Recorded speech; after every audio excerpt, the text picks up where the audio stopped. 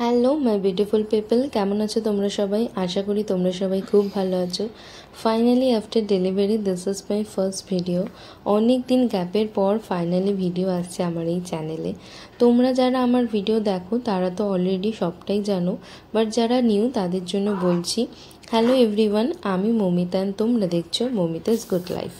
So after delivery আজকে হচ্ছে 11th day. আমি 4th জুন হসপিটালে ভর্তি হয়েছিলাম অ্যান্ড 7 জুন আমার বেবি হয়েছে by C section and 12 June 6 দিন বাদে আমি হসপিটাল থেকে ডিসচার্জ পাই।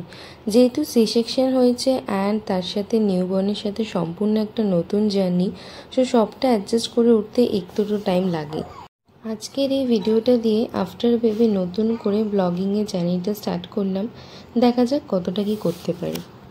থ্রু আউট প্রেগনেন্সিতে না আমি চা কফি কিছুই খেতে পারছিলাম না। তখন চা কফির টেস্টটা ভালোই লাগতো না, বাট সকালে উঠে 1 কাপ চা না হলে হয় বলো? ফাইনালি এখন আফটার ডেলিভারি আমি আমার মর্নিং ব্ল্যাক টিটা একটু এনজয় করতে পারি।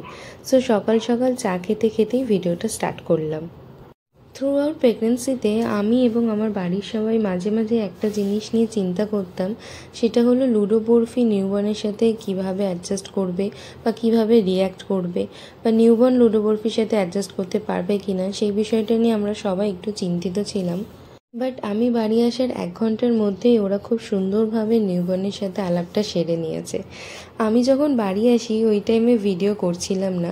যদি ভিডিওটা করতাম তাহলে ওদের সাথে বেবির ফার্স্ট মিটের মুভমেন্টটা অবশ্যই তোমাদের সাথে শেয়ার করতাম। আমি প্রেগনেন্ট থাকাকালীন মাঝে মধ্যেই ওদেরকে বেবি বামটা শো করতাম আর করে বেবির সাথে ইন্ট্রোডিউস করাতাম। তখন ওরা কতটা কি বুঝতো জানি না, কারণ ওরা কোনো দিনই আমাকে সেরমভাবে খুব একটা ওরা রিয়াকশান দেয়নি। বাট আমার মনে হতো হয়তো ওরা কিছু তো না কিছু তো বুঝতোই। ইভেন আমার যখন ডেলিভারি হয়ে যায় তারপর বেবির কিছু জিনিস আমি বাড়িতে পাঠিয়েছিলাম যে ওরা যাতে ওটা স্মেল করে এবং বেবির স্মেলটা যেন ওদের কাছে একদম নিউ না হয়, ওরা যেন বেবির স্মেলটার সাথে পরিচিত থাকে। তো এরকম ছোটো ছোটোভাবে আমি টুকটাকভাবে ওদেরকে আগে থেকে ইন্ট্রোডিউস করিয়েছিলাম। তো বাড়িতে আসার পর সেজন্য খুব একটা অসুবিধা হয়নি। সো এখন আমাদের বাড়িতে রান্নার প্রিপারেশন চলছে। সকালে বাবা শাক বেচে একটু হেল্প করে দিচ্ছে, আর এদিকে বেবি একদম ঘুমাচ্ছে। সকালে এই সময়টা একটু ন্যাপ নেয়, রাত্রিরের দিকে জাগে আর সকালে এই সময় ঘুমায়।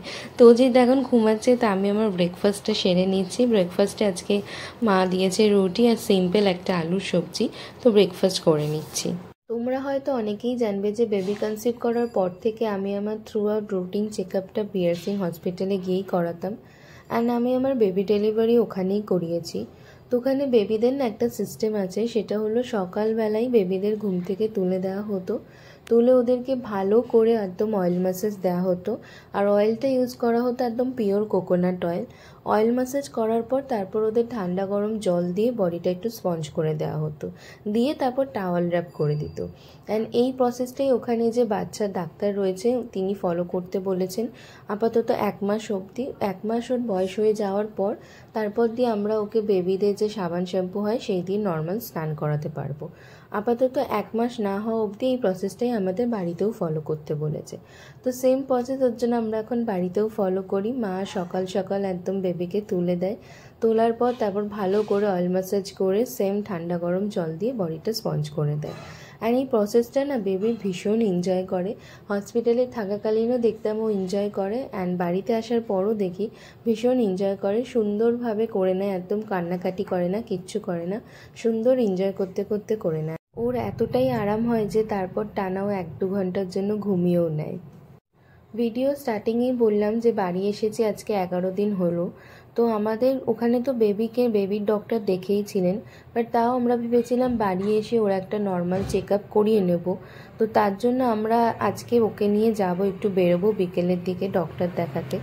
যদিও বিয়ার্সিং থেকে 1 মাস পর আমাদের রুটিন চেক আপের জন্য যেতে বলেছে, বাট 1 মাসের গ্যাপটাও অনেকটা হয়ে যাবে। আর তাছাড়া আমাদের বাড়ি থেকেও বিয়ার্সিংয়ের ডিস্টেন্সটা অনেকটাই, তো এত ছোট বেবিকে নিয়ে যাওয়াটা একটু ডিফিকাল্টও হয়ে যাবে।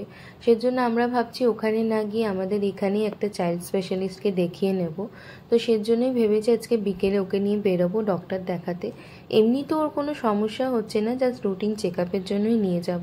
আর সাথে আমারও ডক্টর দেখানোটা দরকার, বাট একদিনে দুটো ডক্টর দেখানোটা একটু চাপের হয়ে যাবে, কারণ এত ছোট বেবিকে নিয়ে বেরোবো, তারপর অনেকক্ষণ টাইমও লাগবে দুটো ডক্টর দেখাতে গেলে, তো ক্র্যাঙ্কি হয়ে যেতে পারে। যদিও ভেবেছি মেল্ট ক্যারি করব, তাও ফার্স্ট টাইম বেরোচ্ছি তো তাই ওরটাই দেখাবো, তারপর আমি নেক্সট অন্য একদিন গিয়ে আমার চেক আপটা করিয়ে আসবো।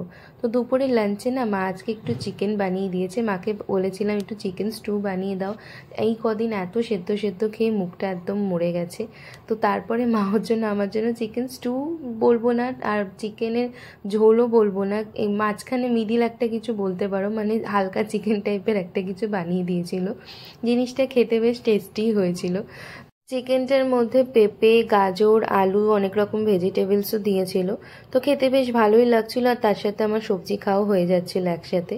তো চিকেনটা দেখতে মনে হচ্ছে হয়তো অনেক মশলাপাতি রিচ বানানো, বাট একদমই রিচ ছিল না, একদমই হালকা মা বানিয়েছিল। অ্যান্ড অনেক দিন বাদে খেলাম তো এত টেস্টি লাগছিল খেতে, আমার কি বলবো। তো বেশ ভালো করে এনজয় করে অনেক দিন বাদে আমি লাঞ্চটা করলাম। তো আফটার লাঞ্চ একটু রেস্ট নিয়েছিলাম, তারপরে আর ভিডিও করা হয়নি, কেননা এখন ভিডিও করাটা একটু চাপেরই হয়ে যাচ্ছে, টাইম অ্যাডজাস্ট করাটা। তো যতটা পেরেছি ভিডিও করেছি। সো আই হোপ আজকের ভিডিওটা তোমাদের ভালো লাগবে, অ্যান্ড এরকম ছোটো ছোটো ভিডিও আমি দেওয়ার চেষ্টা করব। এভরিডে ভিডিও আসবে কি না সেটা গ্যারেন্টি দিতে পারছি না, বাট উইকলি 2-3টে ভিডিও দেওয়ার অবশ্যই চেষ্টা করব। সো দেখা হচ্ছে নেক্সট ভিডিওতে। আশা করি এই ভিডিওটা তোমাদের ভালো লাগলো, অ্যান্ড যদি ভালো লেগে থাকে then do like, share and subscribe my channel. দেখা হচ্ছে নেক্সট ভিডিওতে, ততদিন ভালো থেকো, সাবধানে থেকো, সবাইকে ভালো রেখো। সো আজকের মতো টাটা, দেখা হচ্ছে খুব তাড়াতাড়ি একটা নতুন ভিডিওতে।